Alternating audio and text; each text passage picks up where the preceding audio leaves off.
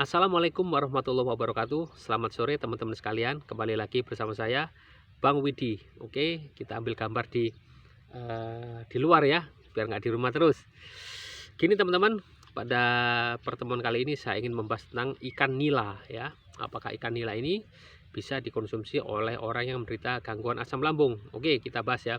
Ikan nila ini selalu dijual dalam kondisi yang segar ya teman-teman. Ikannya bagus, warnanya kemerah-merahan ya.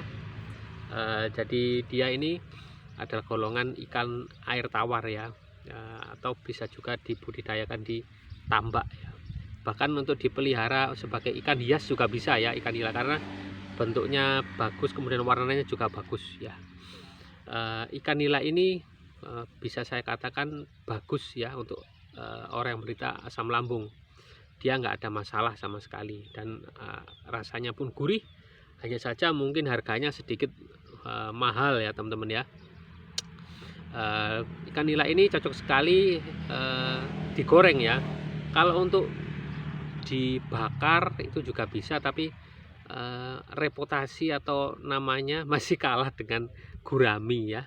Oh ya, nanti kita bahas tentang gurami ya. Masih kalah dengan gurami karena apa? Ikan nila itu kalau udah gede, udah dewasa itu nggak sebesar gurami ya. Kemudian dia juga gimana ya teman-teman ya, yang membudidayakan itu nggak terlalu banyak, nggak sebanyak ikan gurami ya. Jadi kayak depot-depot atau warung-warung lesehan yang menjual ikan-ikan bakar itu lebih sering mengandalkan ikan gurami ya daripada ikan nila ya. Dan juga memang lebih umum ikan gurami ya daripada ikan nila itu ya. Tetapi buat teman-teman yang memelihara sendiri di kolam, di rumah, kemudian dimakan sendiri, tentu itu jauh lebih bagus ya. Karena apa? Jelas makanannya. Jadi ikan nila itu paling-paling ya hanya digoreng, itu yang paling umum ya. Kalau untuk dibakar itu memang saya kira jarang ya. Dibakar juga enak ya. Dan kalau dibakar, apakah bumbu bakaran sama bakarannya itu hitam-hitamnya itu aman teman-teman ya? Nggak apa-apa teman-teman ya, asalkan nggak teman-teman rutinkan ya. Kalau masih sebulan satu kali tidak ada masalah ya, makanan yang bakar-bakaran itu. Karena kalau kebanyakan juga nggak bagus ya, bakar-bakaran itu berpotensi bisa memicu kanker ya. Saya pernah tahu sendiri ya dari teman dari istri saya ya, yang belakangan ini saya tahu beliau itu sering kontrol di RS untuk apa namanya teman-teman, kemo ya, untuk kemo, sampai rambutnya ini habis teman-teman ya. Dan beliau sendiri berkata kepada istri saya bahwa beliau ini memang suka banget makan bakar-bakaran ya, karena rasanya yang gurih, yang khas, sedap ya. Seperti contoh bakar-bakaran ya, kayak gurami bakar, termasuk sate juga gitu ya, sate ayam atau sate kambing atau sate daging, sate komo itu loh teman-teman. Termasuk di sini juga nila bakar. Pokoknya yang dibakar-bakar, di grill ya, di grill itu diasap-asap macam itu, memang rasanya kan enak sekali ya teman-teman.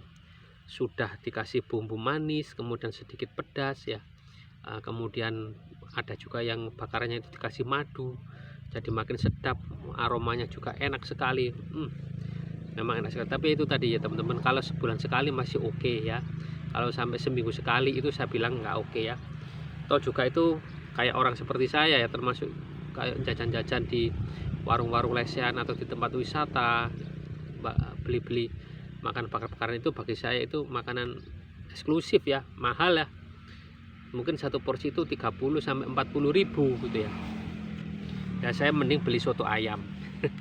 Soto ayam ya, bukan soto daging teman-teman ya. Soto ayam jauh lebih safe, lebih aman untuk lambung juga ya. Kalau bakar-bakaran itu kalau kita kena campuran bumbu lada sama kecapnya itu ya bisa bikin sensasi nggak enak juga di lambung ya teman-teman. Tapi kalau ya cuma 1 sendok 2 sendok ya enggak lah.